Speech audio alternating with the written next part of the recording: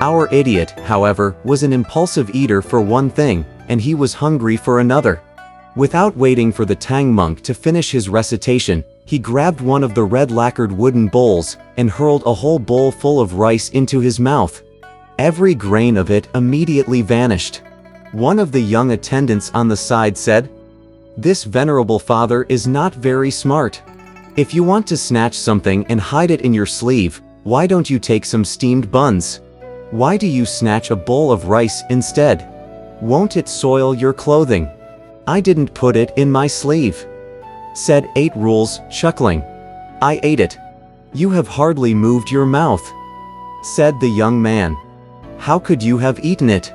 Only your son would lie," said 8 Rules. "Of course I ate it. If you don't believe me, I'll eat some more for you to see." The young man indeed picked up the bowl, filled it with rice once more, and handed the bowl to 8 Rules. Idiot took it, and instantly he gulped it all down with a flick of his hand. When the houseboys saw this, they cried, "Oh father! You must have a throat lined with polished bricks. It's so level and smooth." Before the Tang monk had finished reciting one sutra, Idiot had downed 5 or 6 bowls of rice. After that, they raised their chopsticks to enjoy the other kinds of food. Without regard for whether they were fruits, rice, glutinous rice, or side dishes, Idiot simply scooped them all up with his hands and stuffed them into his mouth, calling all the time, "More rice! More rice! Where are you all disappearing to?" "Worthy brother," said Pilgrim, "please don't eat so much. We are already much better off than trying to endure hunger in the fold of the mountain. It's good enough if you are half filled." "Never mind," said 8 Rules. As the proverb says, "The priest half fed is worse than dead." "Take away the housewares," said Pilgrim. "Don't mind him."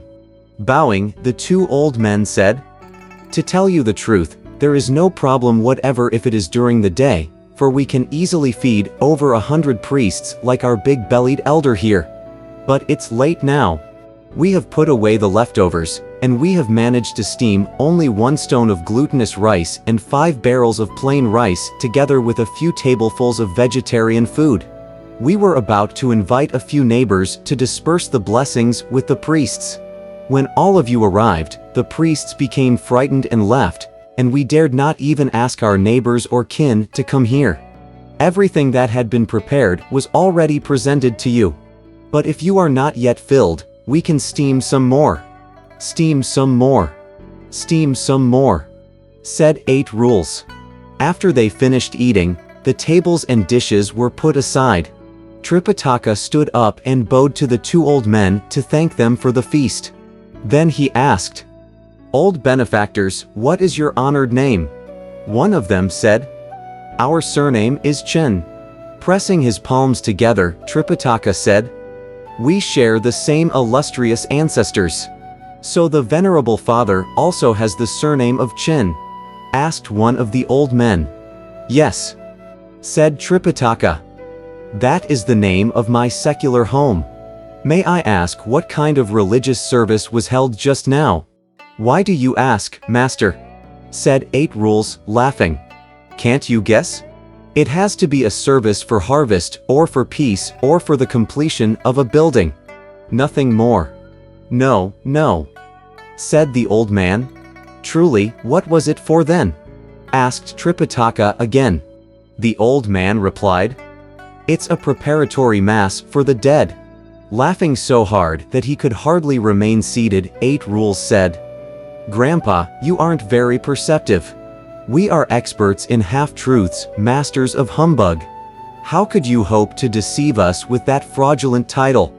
You think that monks are ignorant of masses and religious services. You may hold a preparatory mass for the transference of merit, or for the presentation of a votive offering. Since when was there ever a preparatory mass for the dead? There is no one in your house who has died. How could you have a mass for the dead?" When Pilgrim heard these words, he was secretly pleased and thought to himself, "This idiot is getting smarter." Then he said, "Old Grandpa, you must have been mistaken. What is this preparatory mass for the dead?" Instead of replying at once, the two old men bowed and said, "How did all of you turn from the main road to acquire scriptures and arrive at our place?" Pilgrim said, "We were walking along the main road, but it was barred by a torrent of water and we could not cross it. Then we heard the sound of cymbals and drums, and that led us here to ask you for a night's lodging. When you reached the edge of the water," said the old man, "did you see anything?"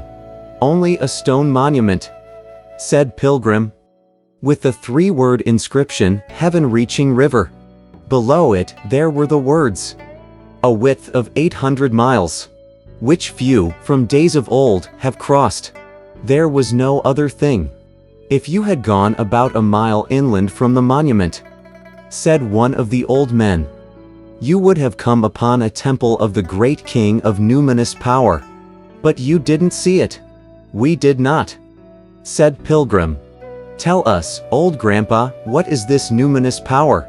At once the two old men began to shed tears as they said, "O venerable father, that great king was potent to move one place to build his shrine, numinous to bless people far and near. He sends us sweet rains from month to month, and auspicious clouds from year to year." Pilgrim said, "Sending sweet rains and auspicious clouds indicate good intentions, but you are so sad and dejected. Why?" Beating their chests and stamping their feet, the old men sighed deeply and said, "O venerable father, though favors abound, there's also spite. He would hurt life even when he is kind, for his love to eat virgin boys and girls.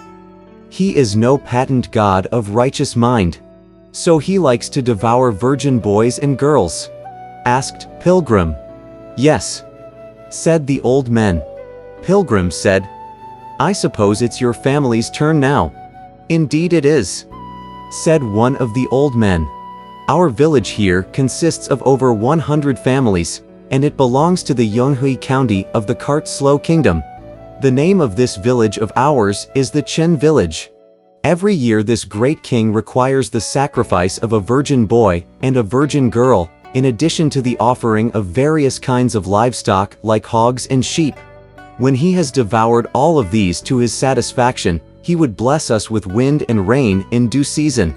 If there is no such sacrifice for him, he will inflict upon us all kinds of calamity." "How many esteemed sons do you have in your family?" asked Pilgrim. "Alas, alas," said the older of the two men, beating his breast.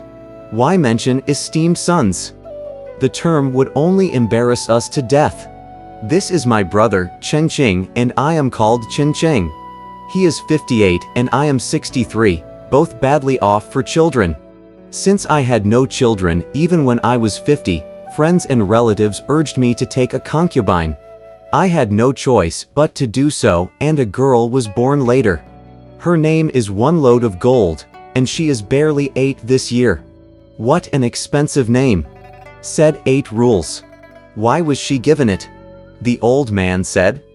"Since I was childless for so many years, I persisted in repairing bridges and roads, in erecting temples and stupas, and in the feasting of monks. I kept a record of all I spent, a few ounces here and a few ounces there, and by the time my daughter was born, I had spent exactly 30 pounds of gold. 30 pounds make 1 load, and that was how she got her name." "And does he have a son?" asked Pilgrim. The old man said, "He has, indeed, a son born also of a concubine. He is only 7 years old, and his name is Chen Guanbao." "Why such a name?" asked Pilgrim, and the old man said, "Because our family worships the Holy Father Guan, and the child was conceived after prayers were offered to the Holy Father. That's why he has such a name. The joint age of my brother and me is over 120, but we have only these 2 children to perpetuate our families. How could we ever anticipate that the turn to provide the victims would fall on us? We dare not, of course, refuse, but it is difficult to give up our precious children. It was for the welfare of their souls that we established this plot of ritual in advance, and that was the reason I named it the Preparatory Mass for the Dead. When Tripitaka heard these words, he could not restrain the tears from rolling down his cheeks, and he said, "Truly it's like what the proverb says. Instead of yellow plums, only green plums drop. Old heaven's doubly harsh to a childless man." Pilgrim, however, smiled and said, "Let me question him a bit more. Old Grandpa, how much property do you have?" The two old men said together, "Quite a bit. We have at least some 750 acres of paddy fields, and over 1,000 acres of dry fields. There must be some 90 pasture fields, 300 water buffaloes, some 30 horses and mules, and countless numbers of hogs, sheep, chickens, and geese. There is more grain in our warehouses than we can consume and more clothing in our houses than we can wear. Our property and our wealth, as you can see, are quite sizable. If you own so much," said Pilgrim, "it's pathetic that you are so stingy." "How did you come to that conclusion?" said one of the old men. Pilgrim said, "If you are so well off, how could you permit your own children to be sacrificed? Throw away 50 ounces of silver and you can buy a virgin boy. Throw away another 100 ounces and you can buy a virgin girl. You need spend no more than 200 ounces of silver for all expenses and you will preserve posterity for you and your family.